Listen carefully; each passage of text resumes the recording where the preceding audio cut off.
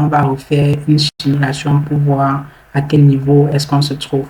Donc ici, nous sommes dans le compte. On va copier ce lien. Nous allons le copier.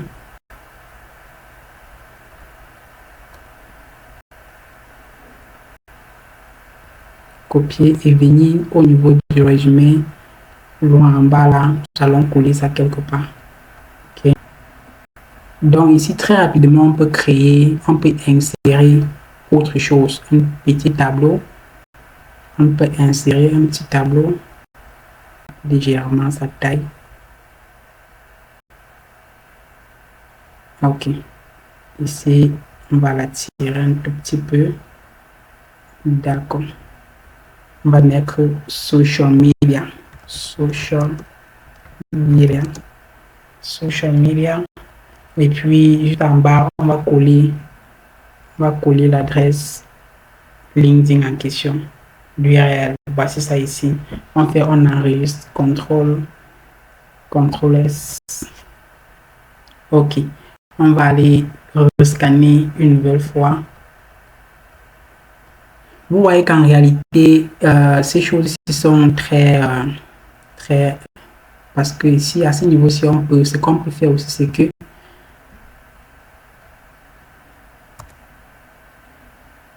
donc, faisons comme ça, l'email. Donc, les parties d'un CV canadien. Et une autre chose que je voulais préciser avec vous, les gars, c'est que vous devez absolument éviter les formats de CV trop compliqués. Parce qu'il y a des formats où ces ETS-là, c'est-à-dire ces robots-là, n'arrivent même pas à décerner, n'arrivent pas à lire. Les modèles qui ont des graphiques trop compliqués, le graphisme. Donc, vous voyez ces modèles où le graphisme est trop compliqué, où il y a trop d'éléments graphiques, trop d'éléments décoratifs. Non, évitez ça, ça ne sert à rien. Prenez un modèle simple comme ça. Dans ce modèle simple, vous avez quelques éléments principaux, je dirais 5 à 6 éléments principaux. Vous avez cette zone ici en haut qui représente en fait la zone en question, une zone. Donc, vous avez cette zone-ci. On peut avoir ici, bien évidemment, voici un premier élément.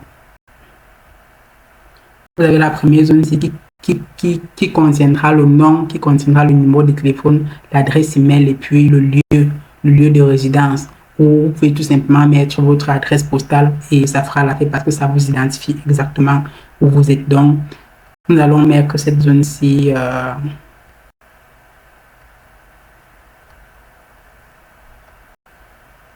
Donc, voici une première zone. Une première zone que nous mettons en rouge. Donc, il y a cette zone-ci là qui contient tous ces éléments. Après, il y a le Professional Summary. Donc, c'est la deuxième zone, la zone ici.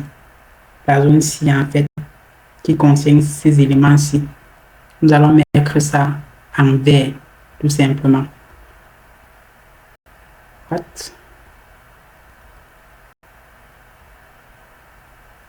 Donc, nous allons mettre ça en cette couleur-ci. Et puis, vous avez la zone de l'expérience professionnelle. La zone de l'expérience professionnelle, vous avez les highlight qualifications d'abord, c'est-à-dire les compétences générales que vous avez, dans tous vos boulots que vous avez fait jusqu'ici. Donc, c'est ça les highlight qualifications. Vous mettez ça ici, ça c'est une autre zone. Et puis, nous avons une zone en bas pour l'expérience professionnelle, work experience, c'est ça ici.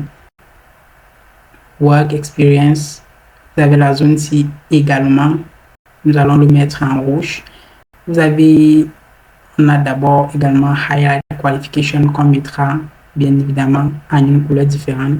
Vous avez ici work experience qui est une autre zone et vous avez là education and training. Et c'est ici que vous mettez votre parcours professionnel et vous mettez vos certificats. Si vous avez obtenu des certifications ici, peut-être dans la sécurité, peut-être dans le transport, peut-être dans les premiers soins, c'est-à-dire pour administrer les premiers soins, c'est ici en fait que vous devrez mettre ce certificat-là. Donc vous venez ici, vous mettez tout ça.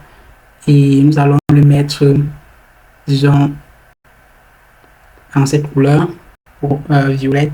Et puis, social media, ce n'est pas bon. En fait, vous le mettez aussi parce qu'apparemment, JobScan dit qu'on doit mettre. Et c'est comme ça que les opérateurs, et c'est comme ça que les ETS fonctionnent. Donc, il faut faire vraiment comment, il faut faire comment JobScan est en train de dire. Vous avez cette donnée également, vous venez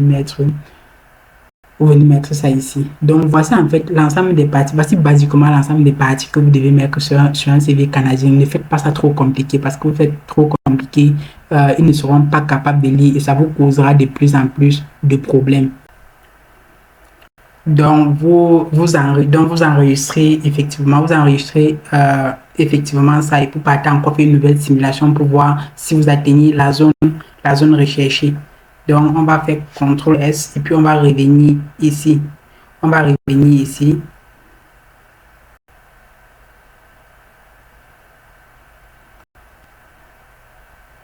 aller une fois de plus à JobScan et faites très attention parce que vous n'avez pas un nombre de scans illimité. Vous avez la version gratuite, le nombre de scans est limité en fait. Je crois que c'est limité à 5.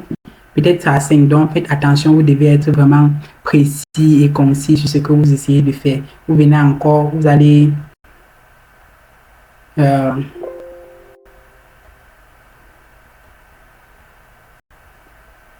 vous voyez, il ne reste que deux scans.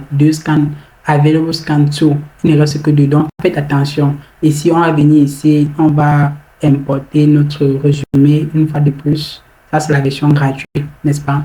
On va importer notre résumé et puis on va le poster ici et voir s'il est prêt pour être soumis.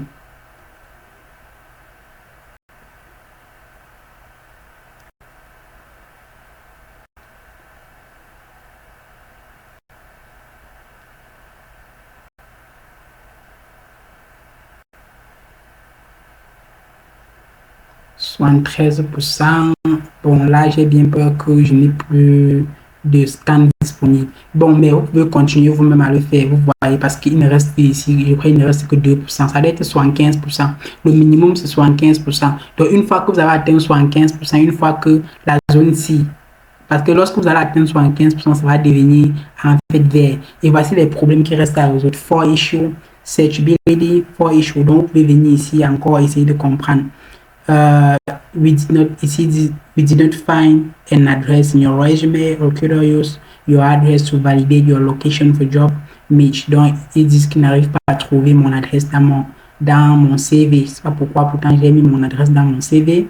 Ils disent qu'ils n'arrivent pas à chercher mon email.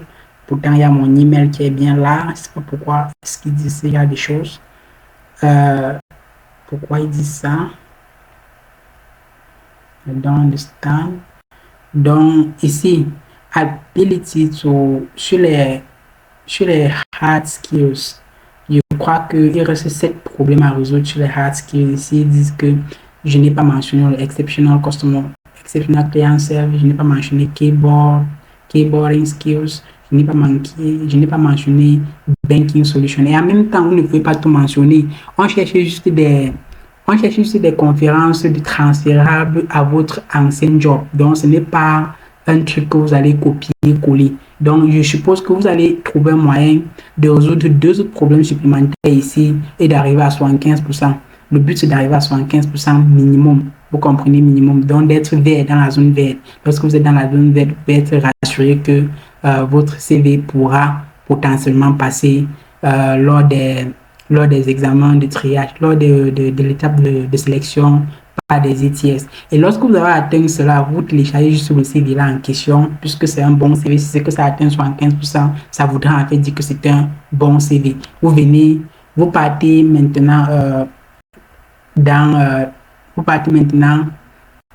dans le job en question pour postuler. Vous cliquez et vous postulez. Postulez ça en 2 clics.